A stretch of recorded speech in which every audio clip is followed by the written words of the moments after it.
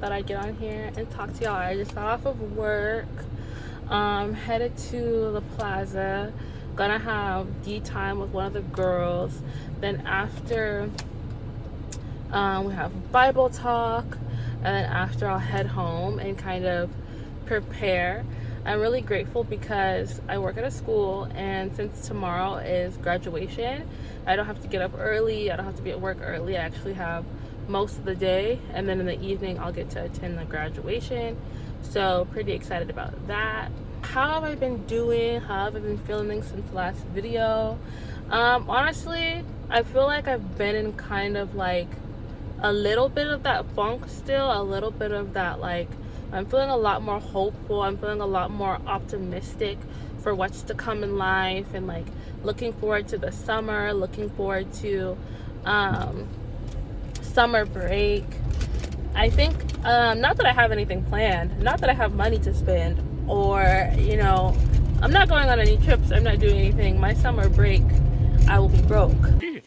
You think this is funny? In a cosmic sort of way, yes. However, there's just something about like that freedom and that flexibility that feels good, and so I am pretty excited for that. I feel like I want to do something, I want to start something, but then I also feel like I always want to start something. I always have these highs of like being super highly motivated, super like, yes, like I'm gonna lose 500 pounds, I'm gonna fast for 40 days and 40 nights. Like I can be like that, and then there comes a day where it's like, I'm hungry, like I'm gonna get Wingstop, or like I don't know, the motivation is gone, the will is gone, everything is gone, and all that's left is food and comfort from that and laziness. So I think that's kind of been the dilemma of my life, and like the fluctuations of my weight loss.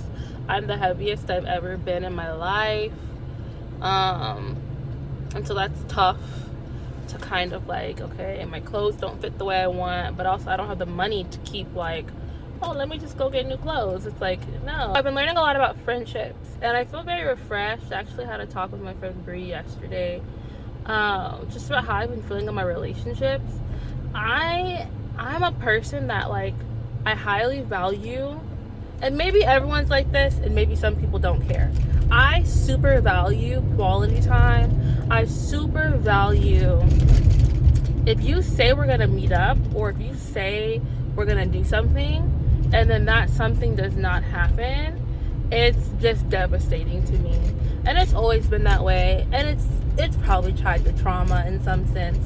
It's 100% tied to trauma. Like growing up, the people that I had hoped would meet my needs, or like, you know, be there for me and like comfort me, the people who were supposed to take care of me, my parents, you know, my family, that wasn't always the case in the way that I needed emotionally, or even just like, I would say mainly emotionally. I feel like physically I don't ever feel like I wasn't taken care of, or like I didn't have, you know, access to basic necessities or whatever. But I do think that emotionally it was like a lot of being unavailable, and like, hey, there's other important stuff going on right now than how you're feeling about this particular thing. Period. We check our blind spots, okay, and we signal, okay. And so all that to say, I realized that when it comes to friendships, I can tend to be like, I can feel very needy. I can feel very like I'm desiring for like more contact. I'm desiring for things to be a lot more in depth, a lot deeper, and I can want to find that in the same three people. So like, if you're qualified as my best friend, I'm like, oh my gosh, I love this person, I love hanging out with this person. This person has communicated to me that they love hanging out with me and they love me. Okay, cool. This will be my source. This will be my person that I go to when I'm having a hard day, or when I need someone to talk to. And recently what's been happening is I've been going to my people, or I've been setting up things with my people, and it's been like, actually I can't, or like I'm busy, or like things happening to where I was like, oh, okay, well then you're not my person anymore. Like I couldn't accept the fact that someone could be a best friend or someone could be close to me, and that still meant that they weren't going to meet all the needs that I would maybe need. All the things that I would desire, they weren't necessarily going to meet that, and that was okay. They could still be my best friend. I could still love that person, and that person could still love me. And at the end of the day, these needs are supposed to be met by God. Like, that's who's supposed to fulfill me. And so I think that's something that I'm kind of starting to wrap my head around when it comes to friendship. Is like, okay, to be a friend is to have someone be there for you, but it's also to accept their flaws, and that they have flat sides and they accept your flat sides and your flaws, and it's just we're just adding to each other. And so I think that's what I'm learning right now, what I'm trying to embrace. I'm trying to make new friends. I'm trying to upkeep the current friendships that I do have. I'm trying to be real. I'm trying to be honest with myself so I can be honest with others, accepting of myself so I can accept others. It's a whole lot of stuff to adult and to maintain the things. I'm wearing my Invisalign today, so that list right there is me trying to straighten my teeth, which is like another adulting thing that I'm trying to figure out. And then I'm also just like, God, can you just send me like a quick $40,000? Just like quick. Like, I know that won't solve all my problems, but it'll solve like a good chunk. It'll solve enough to get the ball rolling, get things going. So I think I'm thinking about that. I'm thinking about this YouTube once again. What is this YouTube supposed to be? What am I trying to do? Am I going to be enticing enough? Am I going to pique people's interest enough to watch the video? And so that's kind of like the questions that are popping up. Am I going to have enough discipline to really lock in on my physical health? Like, how am I going to change between now and the next year? We are 6 months into the year. I can't believe it, but I can believe it. And I'm like, what have I been doing? I've been doing stuff. I've been figuring myself out, but it can almost feel like all that time figuring myself out only left me at ground zero. Like, it didn't really get me to where I'm trying to be. But I'm trying to honor and respect who I am right now, in the sense of like, I am carrying who the future Dominique will be. Like, and that's not easy. I can want so badly and admire so much the Dominique that will be disciplined, more spiritual, faithful, more financially stable. I can be like looking so much forward to her that I can kind of dislike the current Dominique and where she's at. And that's not fair to me either. Okay, the other thing that I was thinking about is like, I really want to get back on track with like my mentor times. I currently mentor 4 women, and so the name of the game has been like fighting to be outwardly focused. I think I've become a homebody, and maybe that's permeating, or like it's flowing to the other areas of my life. Like, I'm a homebody, and so I've got a home type of body. Like, my body is very homey. It's not very healthy. I'm staying inside all day. I'm working and I'm sitting at a computer all day. Like, there's just certain parts of my life that haven't been very outwardly focused, and I'm, as a result, the outcomes are not very pretty. It's not very positive. So I think little by little, I've been taking a break from social media. I deactivated my Instagram. I deactivated my Facebook, which I was kind of like scrolling on there, but that one not so much. Never had a TikTok. I think I'm just gonna die without a TikTok, because, okay, so here's my thinking about having a TikTok. I have an addictive personality. Like, food tastes good. I'm addicted to food. Like, I want to eat food all the time to feel good. Like, pretty much like anything that feels good, I'm like, oh, I want that. Like, can I have more? And so I know this about myself. And one of the things that I realized is with social media is like especially addictive for me. Yeah, it's just like exciting. It takes me on an emotional roller coaster. It makes me laugh. Like, but then it also heightens my anxiety, my insecurities. Like, there's just a lot that comes with social media and the dopamine highs, but also like the depressing lows that come with it. And so I feel like TikTok would just be like cocaine for me. Like it would just be like powerful, like the powerful hit of dopamine. And I don't know if I'd ever stop. I don't know if I'd ever stop scrolling. I might just doom scroll until I die. And so me just knowing myself, knowing that highly addictive personality, I'm gonna go ahead and just opt out of TikTok. You know, as cool as it seems, as fun as it seems, I'm not gonna do it. I'm not gonna do it to myself. And so I think just altogether not having socials has given me more time for things like this. Like, I probably wouldn't be filming myself right now. I'd be driving, and then I'd be parking, and then I'd be scrolling. Now, so this year I've become a DIY girly. Well, I mean, I feel like I started like a year ago with like doing my own nails, doing my own lashes, doing my own hair, and the hair journey has been very interesting. Growing up, I just hated my natural hair altogether. Like, I felt like I looked like a boy. Story time. I remember being a little girl, and my grandma gave me cornrows, like just straight backs. And I remember just being so insecure that I put a hat on the bus, and I was like, no one's gonna see my hair. Like, I just look like a boy. And then I remember when I was getting off the bus, the teacher stopped me, and she was like, oh no, like, you can't wear that hat. And I was like, I can't take it off. I can't take it off. And I remember I just started crying as I took off the hat because they were forcing me to. And they're like, why didn't you wanna show your hair? And so I'm like, because I look like a boy. And so I've always just had like powerful insecurities tied to my hair.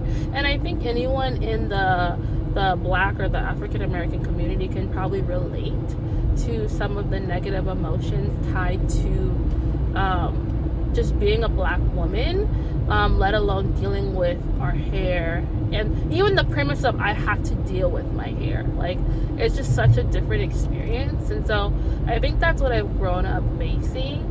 And there were points where, as I got older, I think I've grown to love myself as an African American woman more. Like, around like 2016, 2017, there was kind of like the Black Lives Matter movement, or like, I just remember there was a lot of talk about like Black women in a more positive light on Twitter. And I feel like that kind of helped me to embrace my beauty again, or like to feel like, okay, like, it's not that bad for me. Essentially, there was a point in time where I just felt like it wasn't ideal or beautiful to be my skin color and to have my hair texture, and I wanted to be out. Like, I wanted to not have it anymore. And then as I got older and began to see a shift in social media of how Black women were viewed, I think it did help me to be like, okay, period, like, I could be myself. I could kind of embrace the features that I have and the beauty that I personally have. And so my hair journey has been a reflection of that. I started wearing wigs when I was like 15, 16. Got my first weave, I think, when I was like 11. And it was like Nicki Minaj, the China bangs with the bob, just very, I love Nicki Minaj. I love her down. She's going through something now, but back in the day, she was the business. And went from weaves to wigs, and then eventually we kind of settled on like braids. I would get braids for a bit. My hair grows out way too fast. I'm paying $250 for a month of a hairstyle, and my hair has grown out again. And then one of the hairstylists that I was using more consistently to do my braids and stuff, she would put this gel in my hair that was like very thick, so it would look really good day one, but then like after like a couple days, it was just uncomfortable and itchy on my head, and I didn't like that. So I was like, okay, not braids. I tried getting a weave again, and the most recent time, I don't know, my head, I would pat the heck out of my head, like just bang bang, like my head would be so itchy, and there's just nothing you can do. Like, if you don't got that rat tail on you, you're done. So I didn't like that sensation. I didn't like with wigs. My history with hair that is not attached to my head is insane. I've had so many times I've had so many times where my hair is falling off, or like I would go places and it's like a windy day and I'm like, Lord, please don't let this hair blow off of my head, like please. And so I felt like there was a lot of like trauma attached to ponytails or wigs that I wasn't very good at like styling them on. And then I also would have wig blindness, so I would think the wig would eat, and then like a year later I'd look back and my part would be just the most unrealistic Red Sea Moses part you could ever look at. And so yeah, that's just kind of what my hair experience has been. But more recently I just had like this dire urge to cut my hair, big chop all the way off. And it was kind of like a crazy urge. Like, this wasn't just like, oh, this would be cutesy. It was like, I feel so emotional. I feel so like drained, so all over the place. I need something. Like, I just need to cut my hair off. I just need a change. And so this was my change, was to cut my hair. And that was after I had made an effort to try to do my hair like a pixie, like shortcut on my own at home. Or something. I tried to do some type of hairstyle and it just did not work. And so I was crying on the bathroom floor like 3 or 4 in the morning, and then I cut my hair off. And then yeah. And so then there was the emotional trauma. I don't know how to explain it. Of like, okay, am I pretty even though my hair is short? Like, can I still be beautiful? Or do I just look like an ugly boy? Like, I don't know, that's always been a thing for me. I'm a very feminine woman, and I love my nails, I love my lashes, I love my things like that. But like, I just always felt like having long straight hair was the way to go, or long curly hair was the way to go. That's always big hair. I always feel very beautiful with big hair. And so this was the first time that it was like face card, you know what I'm saying? Like, this is it, you know, we bald. And so I'm really grateful, because right now I'm in a space where like I've got the pixie. It's still pretty short, but I am learning how to style it in a way that feels like cute, a little edgy, and it's like, it works for me, it's functional for me. I think that's the biggest thing with any hairstyle, because I don't judge anyone who chooses to have, you know, straight hair, or to wear the wigs, or to do the braids. Like, you know, whatever is financially reasonable for you, and whatever's functional for you. Like, you feel like it improves your quality of life, or what you got going on. But I think the short hair helps me because it's just a lot more manageable. Like, I feel like it doesn't feel as overwhelming as when my hair was a lot longer and it was like, okay, I gotta braid this, I gotta wash this, I gotta comb this, I gotta do this, I gotta like, it doesn't feel like that with the short hair. I feel like, okay, yeah, I'm gonna wash it, yeah, I'll go ahead and do the wrap on it. Like, I'm learning how to get my little Betty Boop on. And so that's pretty much what's going on with my hair vibes. But that's kind of like a little bit of my hair journey. Maybe I'll give you guys some story times about my traumatic experiences with ponytails. I finally made it to my destination. We're gonna go out and share our faith, and then, like I said, get into Bible talk. So I'll probably talk to you guys a little bit later. Bye. But I've been at the plaza for probably like 5-6 minutes, just kind of walking around. I was able to share my faith with 3 women.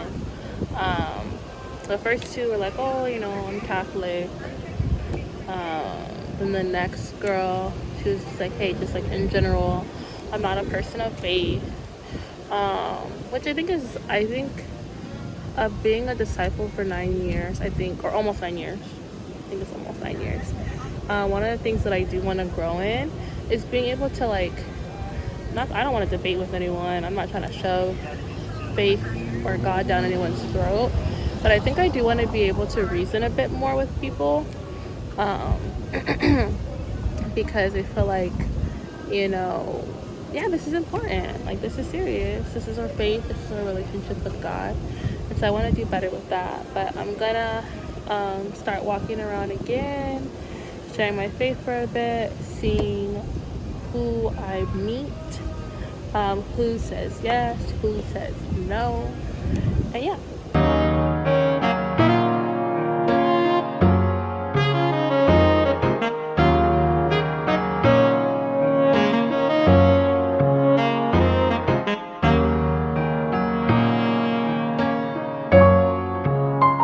So I shared my faith with a few more people.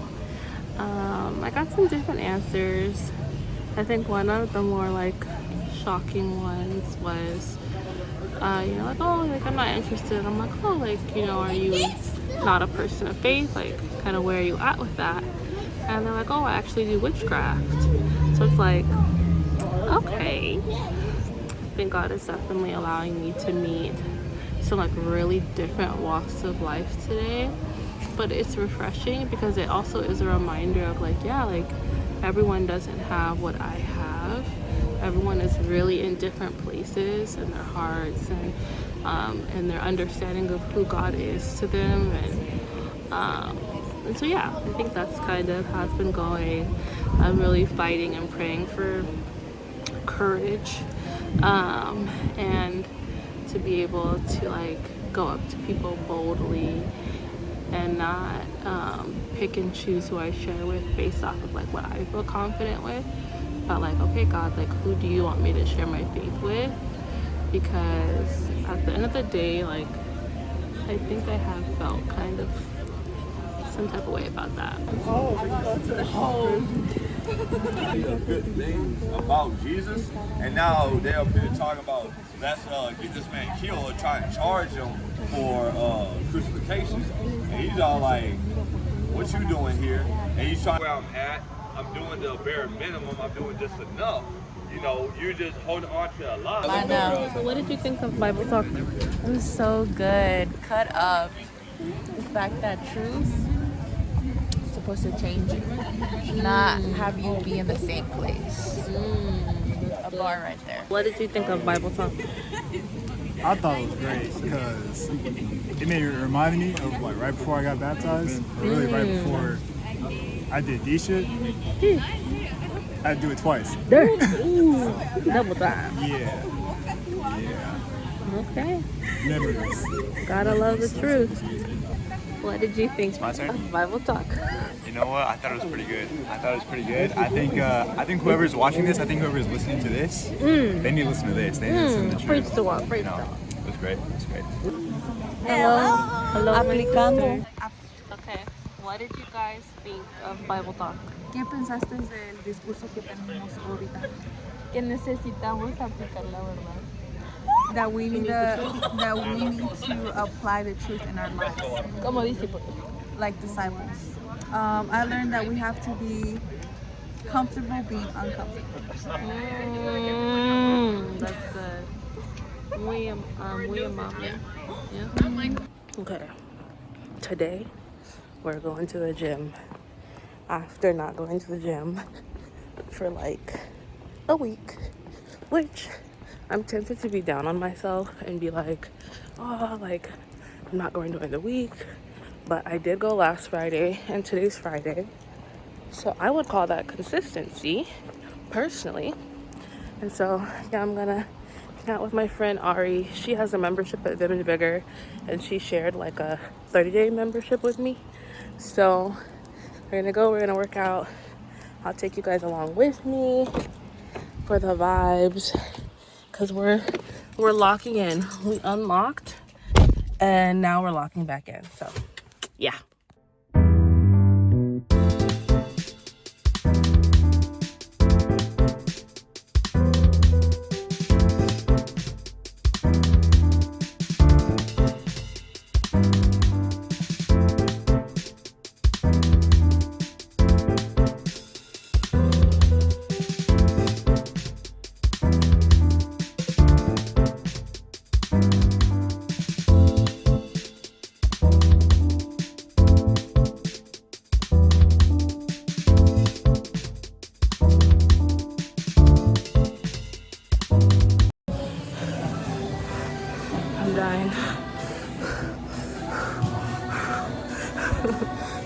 just finished my workout, and I think I'm tempted to feel discouraged a little bit because I just barely made it through. Like, I feel like my friend Ari, she was really able to like push me like, okay, do one more or things like that, but I just didn't have the strength to do what my mind wanted to do. And so I think I'm definitely tempted to feel discouraged. I don't think I feel like, what's the point? I think God is humbling me to be able to see the point of like, okay, your lack of discipline throughout the week is going to show when you try to work out next, because you're getting weaker and weaker physically. You know, like my strength isn't where I feel it used to be, and my weight is a lot heavier than it used to be. So even there, I feel like I'm having to really work overtime to try and keep up with these workouts that are like 10 pounds, 5 pounds, like not even like, I'm doing some 45s, but like I feel like for the most part I can't I'm not able to finish a workout. And I don't know if that's like, I don't know. All I know is this was like the hardest workout I've done in a while. And I've worked out with like my other friend and it's been hard, but this feels really hard. I gained like 4 pounds since I last started my like calorie deficit, and then, you know, fell off. And so I see that God is humbling me in this way and allowing me to be like, wait, like I can't just fast forward to being physically fit. These people around me who have the great body or have the strength to lift what they can't, it's because they put in the work and they've gone through the mental things that it takes. And so I think this really inspired me today. I don't ever want to have a workout like that again, where like, I get that a workout is supposed to be like you're pushing yourself, but I don't ever want to have a workout where it's like I can't do it. You know what I'm saying? Like, it's not even like, oh girl, just push through. It's like, no, like physically I can't do it. I don't know if that makes sense. Like, I think there's a workout where you're going in and it's intentional and you're pushing yourself and you're going to the next level with things. And then I think there's a workout where it's like, it's almost a lazy workout because you just can't do much. So I don't know. Maybe I'm supposed to have more of like a, you know, an optimism of, or at least I tried. But I think I'm like, no, like I want to be stronger. I want to go home and drink a protein shake. I want to go home and drink a protein shake. I want to eat something healthy right now because I'm mad that I ate that Wingstop this week. I'm mad that I haven't been hydrating. And then this video, or not video, I'm in the sauna. I'm fighting for my life, like, okay? But then I'm scrolling through Pinterest because that's like where my creative juices get flowing. That's where I'm able to think about. So I'm scrolling through Pinterest and there's a video, or not video, it's like a picture comes up and it talks about self-neglect and what it can look like. And I literally do all the things. And so I think it also helped me to have the realization after this workout, like the way you felt in this workout was the result of you neglecting yourself in times where you're supposed to show up for yourself. And the neglect that I do, I feel like it's not apparent, it's not obvious to other people because I tend to other things. Not waking up when I know I should wake up, like that is a form of neglect. To snooze your alarm, to not hold to the schedule that you were supposed to, that you're calling yourself to not eat the way that you want to eat, or to not eat at all. Those are forms of neglect. And so I feel like I'm just processing and realizing, like, I can be so resentful for people not meeting my needs, and then in the same breath not want to meet my own needs either, and then wonder what is going on in the world and why everything feels crazy. And so this is definitely, you know, just some revelations for myself. Song of Solomon 1 verse 6, I think, and it talks about like this woman and she's taking care of her brother's vineyards and they're angry with her, and then she talks about how she chooses to tend to everyone else's vineyard, but her own vineyard she neglects. And so I think I'm kind of like, it's very full circle. I remember looking at that scripture at the beginning of the year when I got a new mentor who was kind of sharing these things with me. And I think when I first heard it, there was this emotional like